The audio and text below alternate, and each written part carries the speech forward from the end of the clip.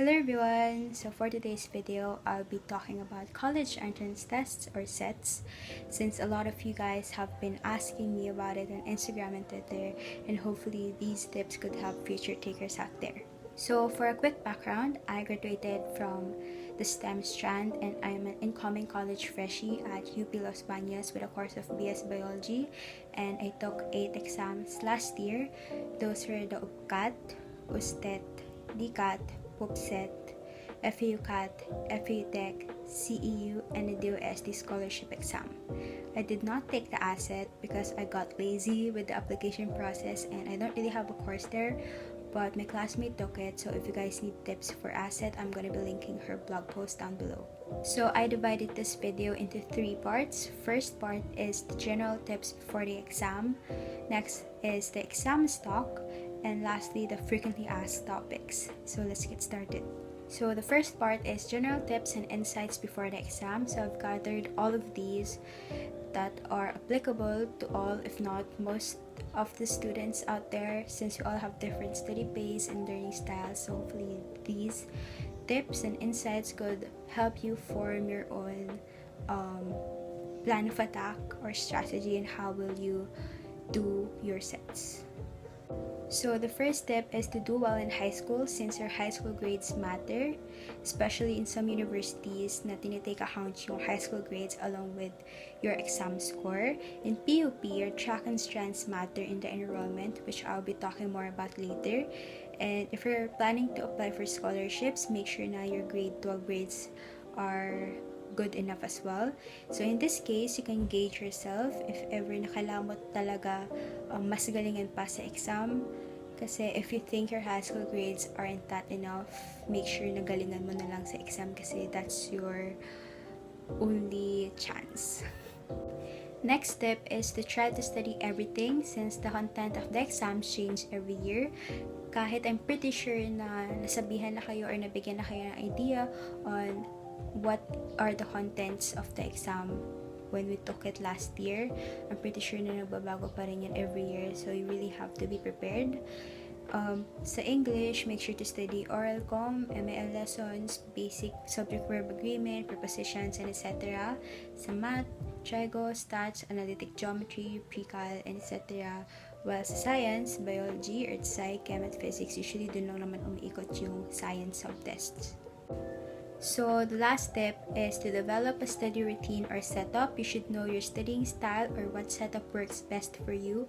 So for example, ako, I have a very bad attention span. So usually, if nag-aaral ako, I need to make it more fun by watching a lot of YouTube videos, crash course, organic chemistry tutor, and I usually have their videos twice the speed kasi I'm also impatient. I also downloaded a lot of gaming apps, like studying apps or games here sa phone ko, which I try to play when I have time. And I also use Quizlet, which you can make your own tests or games depende sa terms na gagamitin mo or kung anong gusto mong topic na pag-aralan. And you should also know yourself, kasi ako personally, I know na I'm such a cram learner. Natututo ako if last minute na lahat. So, yun yung ginawa ko and it worked for me.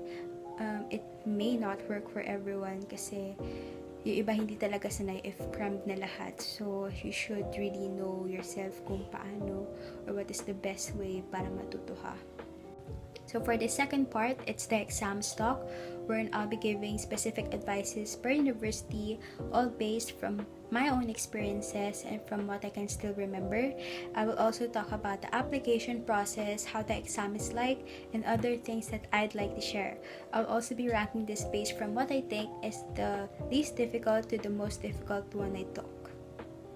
So for the first university, FEU and FUTEC, although isang university lang yun, magkahiwalay yung exam nila, pero same lang naman yung difficulty. So for the application process sa FEUTEC, walk-in lang siya and for free lang yung pag-take, pero by schedule yata yun, and dun na on the day itself mo na fill up pa yung application form. While sa FEU, online yung application and 500 pesos yung fee if mag-exam ka mismo sa May Moraita campus.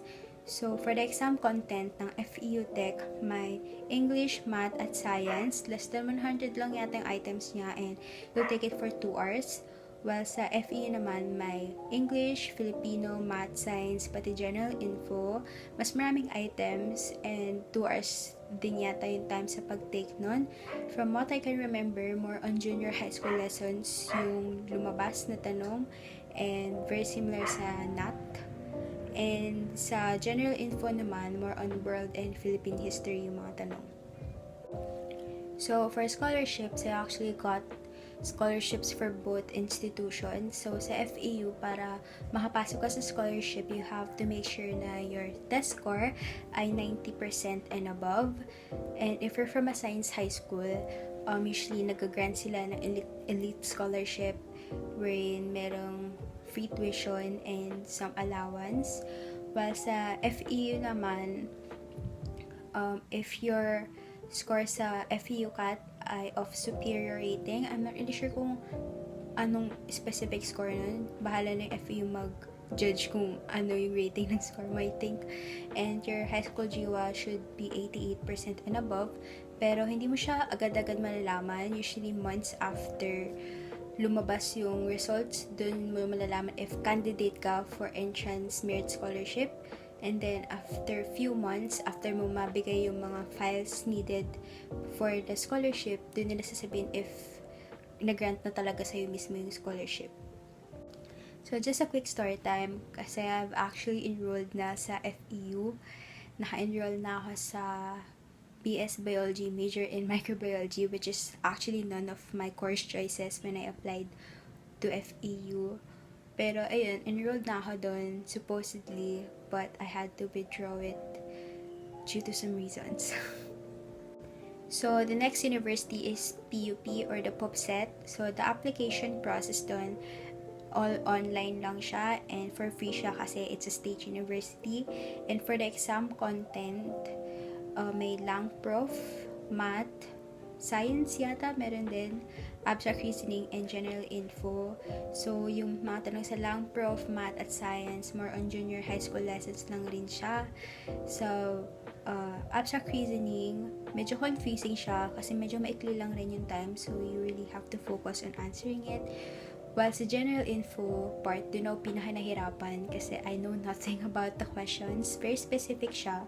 So, if you have like almanacs at your home or encyclopedias, you should go read through it kasi mga specific dates and specific persons yung mga tanong niya. And yun, like 98% yata ng general info, hinulaan ko lang. Yun, medyo mabilis yung time sa PUP. I think around 2 hours rin siya, pero medyo maraming items. So, here's the thing about PUP. You have to consider your PUPCET score. Usually, lumalabas yun after you know your PUPCET results. And kasi, importante yung PUPCET score mo kasi yun yung nagsasabi if may chance ka to get into the course that you want. Kasi pwede ka makapasa sa PUP but not get a slot on the course that you wanted. So, the higher your PUPCET score is, the earlier your enrollment schedule is, and the earlier your enrollment schedule is, the more choices you can have para sa courses. Next one ay ang DLSU or the DCAT. So, for the application process, online lang siya lahat. If you're from public school, for free lang yung pag-take na exam. While if you're from a private school, may bayad siya. I'm not really sure kung magkano to be specific. Pero, ayun. So, the exam content, may English, Math, Science, and statistic parts siya. So, yung English niya, as far as I know, more on grammar and merong mga citations and research questions. Math science part niya, junior high school lessons lang.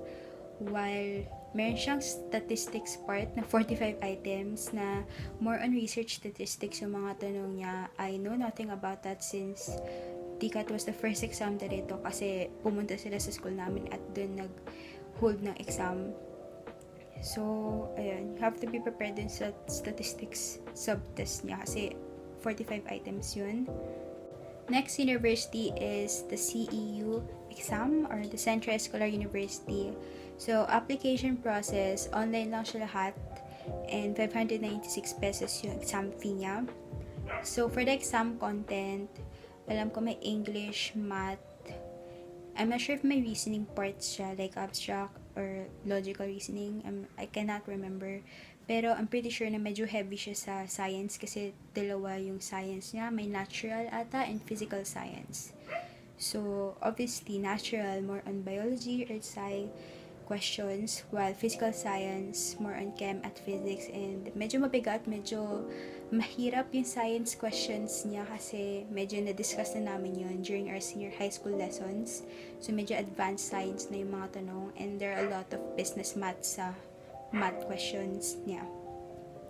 So, the next exam that I took was the DOST scholarship exam. So, for the application process, you have to print the form online and manually fill it up and submit it directly sa regional office. Pero I think lahat ngayon through online na lang. And for the exam content, may language proficiency, math, science, at mechanical test. So, medyo madali lang yung language proficiency part niya kasi more on junior high school lessons siya, while sa math at science, more on conceptual yung questions niya.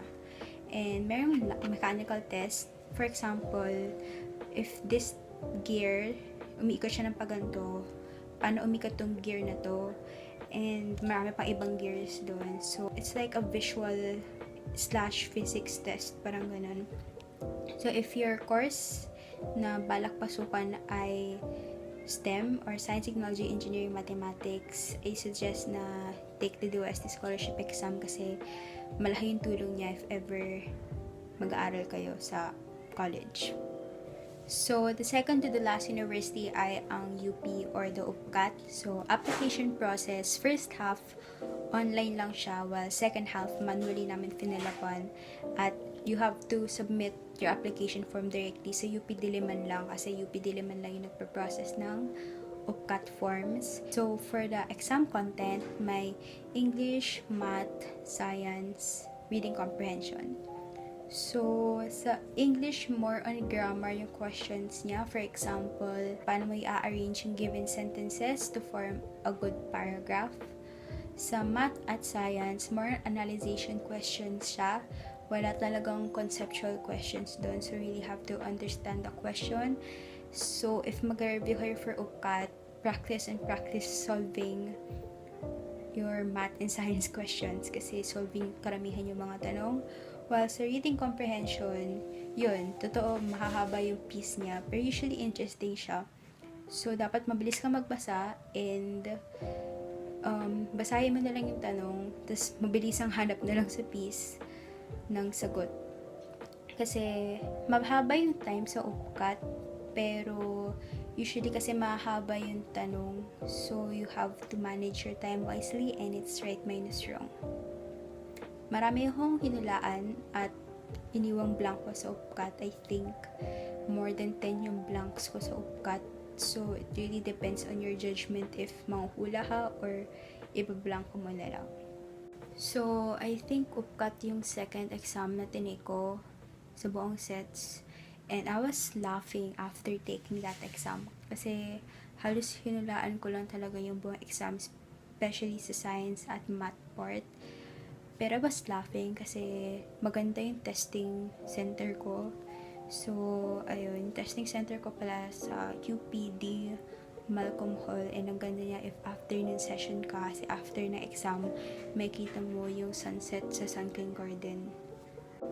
So, lastly, and the hardest exam that I took was the USTET. I think naglalaban sa Twitter, it's either UPCAT or USTET. Pero for me, USTET yung pinakamahirap na exam. So, for the application process, online lang siya lahat and 500 pesos yung application fee. And yung exam content niya, may mental ability, English, Math, at Science. So, yung mental ability part, more on verbal, logical, and numerical reasoning siya. So, dapat mabilis ka magsagot doon kasi maikli lang rin yung time. 30 minutes lang yata yun. And, math and science parts niya, halos similar siya sa UPCAT, but harder. Kasi yung mga tanong niya yung tipong kailangan namin usually ng scientific calculator. Diniscuss namin yun during the latter part na ng senior high. So, very STEM-based yung USTED. And ginagamitan namin yun na cycle. Pero wala kang cycle sa USTET. So, mahirap mag-manually solve and very time consuming siya. So, you have to take that into consideration. While yung English part niya, more on oral com and ML lessons. Wala masyadong junior high school lessons and very technical yung mga tanong. I think yung English part yung pinakamababa kong score sa USTET kasi I really had a hard time sa English part niya. So we're now down to the last part of this video, which is the frequently asked topics. Pero dalawa lang yun. So first one ay reviewers. So a lot of you are asking if okay na ba yung reviewers for free online or dapat pa bumalik pa kami ng reviewers sa mga nagbebenta. I believe na sapat na yung reviewers online kasi ako personally I relied a lot sa mga free reviewers online.